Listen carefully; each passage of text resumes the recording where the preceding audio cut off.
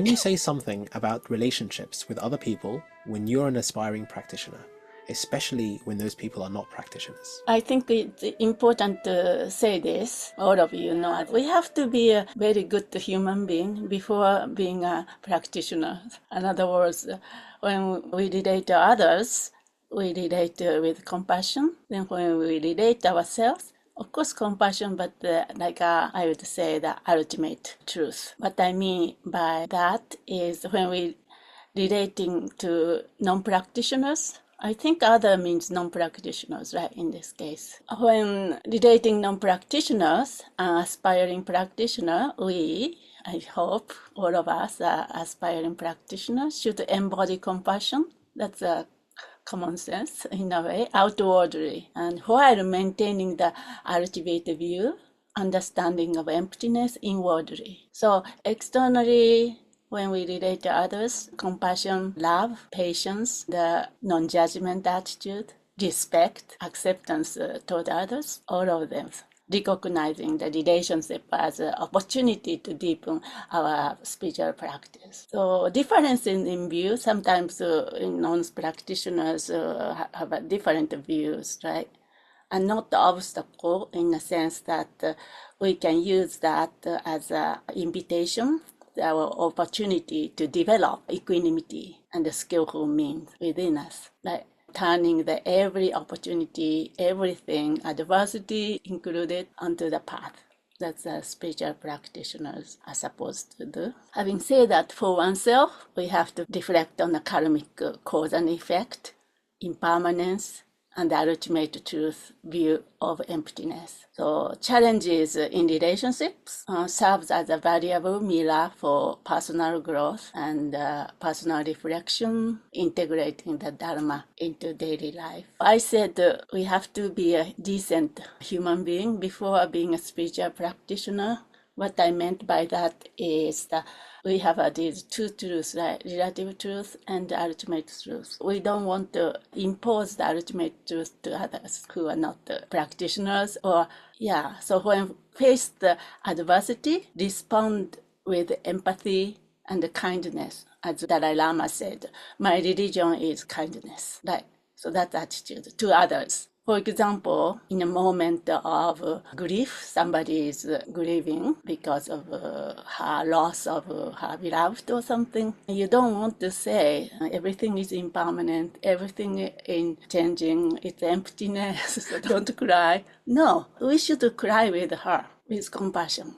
However, when something happened to ourselves, like an adversity, we reflect on as spiritual practitioners. We apply this illusory nature of life, the impermanence and the fleeting nature of life, and developing the renunciation, cultivating bodhicitta, right? Everybody is in a cycle of these conditions, suffering life, so forth. Use that as a kind of tool to pierce through these delusions and realization of emptiness. So in other words, to others, we don't want to impose philosophical truth or something like that. Especially baby spiritual practitioner has a tendency to kind of talk, from Buddhist point of view, everything is emptiness, everything is impermanence, and so don't worry about it, that's everything is.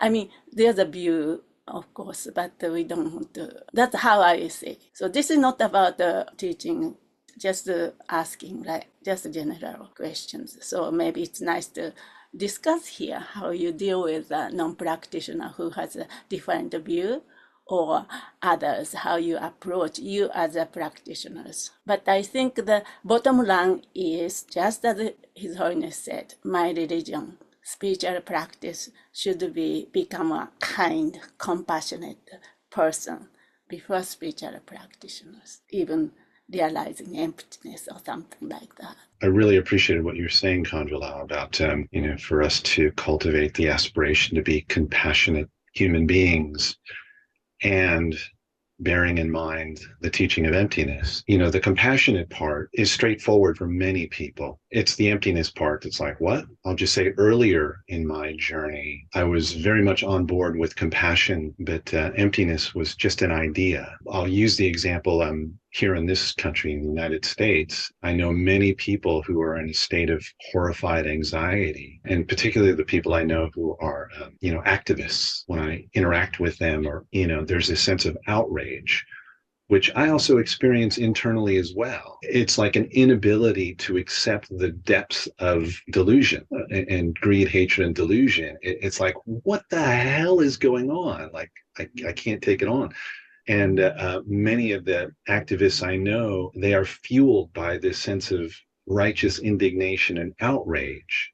And I know that's been the case for me for many, many years. So internally, bringing in the emptiness, compassion and emptiness, it really brings to the foreground the fourth immeasurable of equanimity. When we're unable to affect the change we want to see in the world, then we have to surrender to what is, which is equanimity, which is actually an expression of love.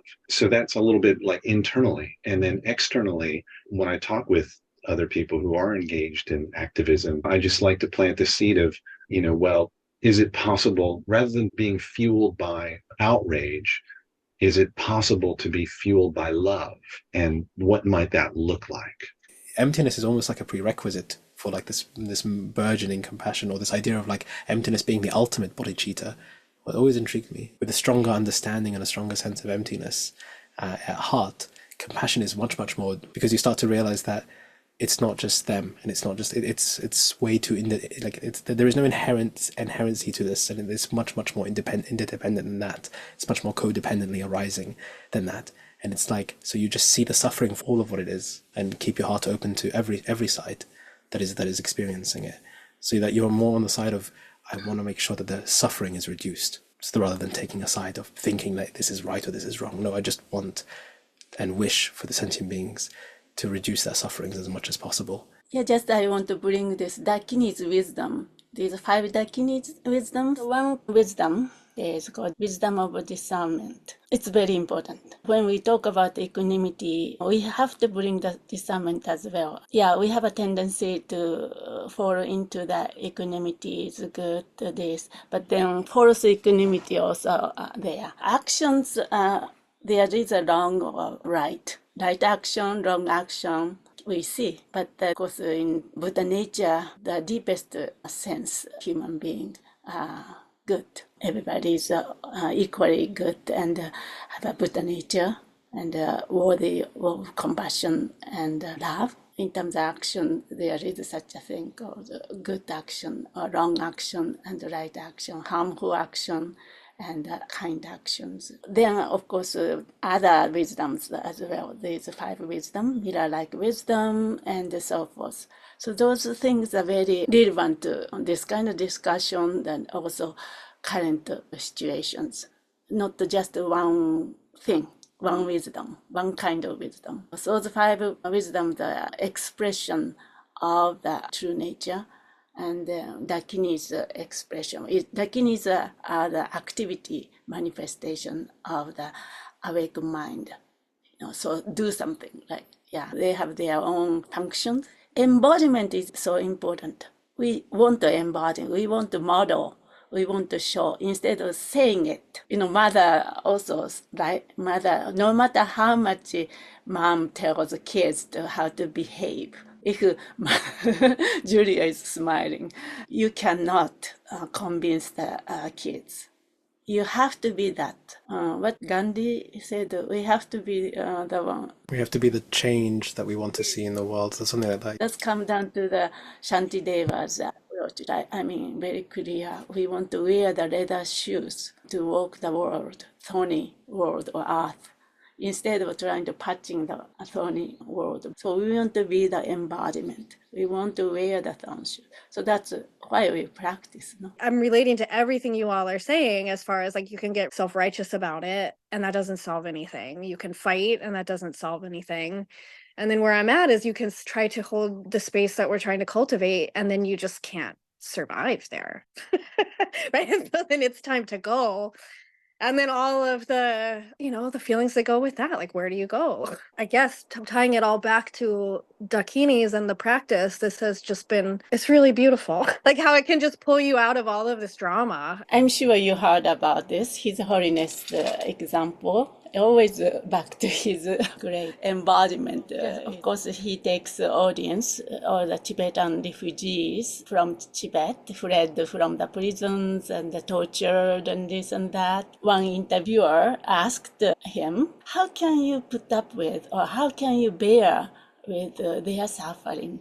They are like your children, you hear day after day that they are suffering. How can you?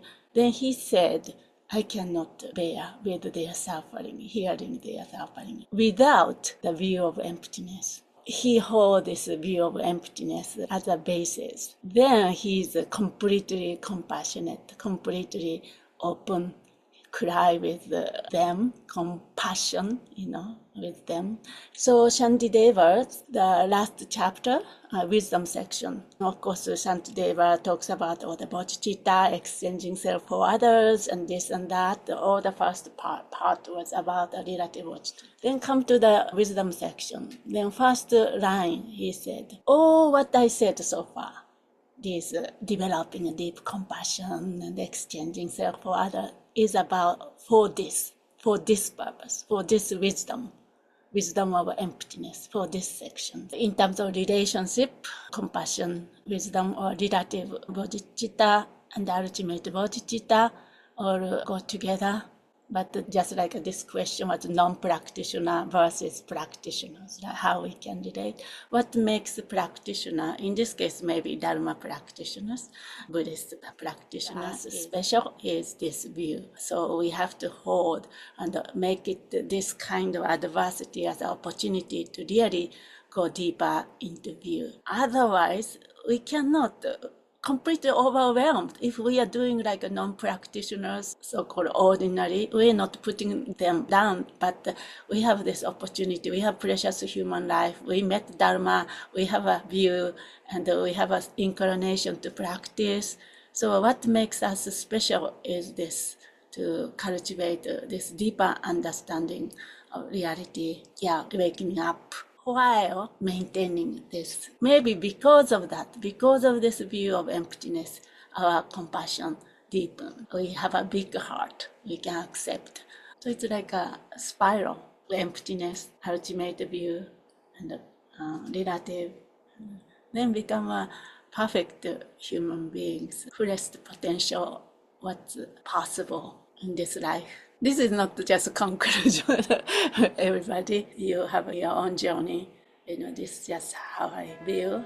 Especially recent things happening deepens my practice in a way. This karmic momentums, bring everything onto our journey.